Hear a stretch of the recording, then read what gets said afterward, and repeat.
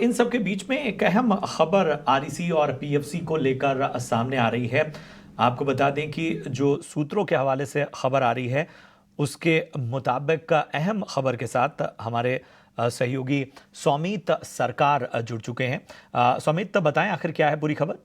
तो अगर आप देखेंगे तो सुबह से काफ़ी प्रेशर देखने को मिला है स्टॉक प्राइस, स्टॉक कंपनी जैसे कि पीएफसी, आरईसी, आईआरडी और पीएसयू बैंक्स पे। ये प्रेशर इसलिए था क्योंकि आरबीआई ने एक ड्राफ्ट गाइडलाइंस रिलीज़ किए थे और फॉर जो प्रोजेक्ट्स अंडर कंस्ट्रक्शन है उसमें हायर प्रोविजनिंग की रिक्वायरमेंट के लिए, और इसी कारण हमें काफ़ी प्रेशर देखने को मिला था आरईसी, पीएफसी, आईआरडी और पीएसयू बैंक्स। बट अभी हमें आरईसी के सोर्सेज से पता चल रहा है, कंपनी सोर्सेज से ये पता चल रहा है कि ये जो गाइडलाइंस है वो अभी भी ड्राफ्ट स्टेज पे है। ये इंप्लीमेंट तभी होगा जब वो स्टेक होल्डर से पूरे कमेंट्स लेंगे और उसके बाद ये इंप्लीमेंट होगा। Most likely next financial year पे होगा। बट कंपनी का मानना ऐसा है कि कंपनी के सोर्सेज से हमें ये पता चल रहा है कि ये अगर इंप्लीमेंट भी हो जाता है तो कंपनी की प्रॉफिटेबिलिटी पे इसका जीरो इम्पैक्ट होगा, जो कि पहले एनालिस्ट एक्सपेक्ट कर रहे थे होने वाला है, बट ऐसा नहीं होगा, ऐसे हमें अपने सोर्सेज से पता चल रहा है। उसी के साथ हमें ये भी पता चल रहा है कि आरईसी ने ऑलरेडी ये जो हायर प्रोविजनिंग है उसके लिए ऑलरेडी प्रोवाइड कर लिया है, तो एक्स्ट्रा प्रोविजनिंग की भी ज़रूरत नहीं पड़ने वाली है आरईसी को आगे चलते। अगर ये गाइडलाइंस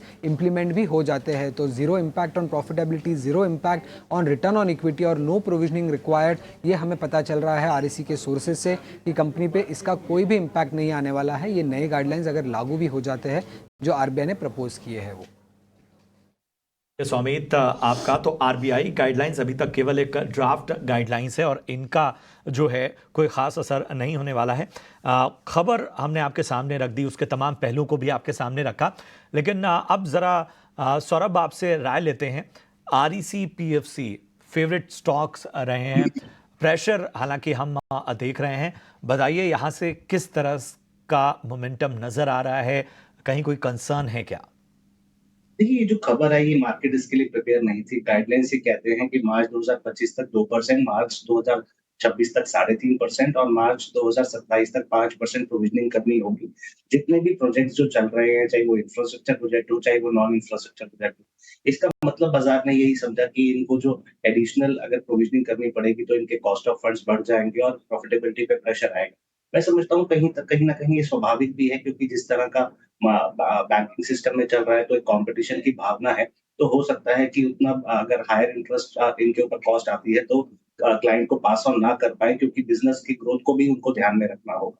इसी वजह से हमने आज देखा कि करेक्शन आते हुए इन स्टॉक्स में, क्योंकि वैल्यूएशन भी कहीं न कहीं स्ट्रेस्ड है। स्टॉक्स बहुत अच्छे से चले हैं। मैं समझता हूँ 1-2 दिन और वेट कर लेना चाहिए। हो सकता है इन कंपनियों की मैनेजमेंट आके और ज़्यादा क्लैरिटी दे। फिलहाल के लिए जिन्होंने लंबे समय के लिए ले रखा है वो होल्ड रखें। तो 1-2 दिन और थोड़ा इंतज़ार करना चाहिए। हालाँकि जिनके पास ये स्टॉक्स मौजूद हैं, वो फ़िलहाल इसमें बने रहें, लेकिन नई खरीदारी के लिए आपको 1-2 दिन इंतज़ार करना होगा।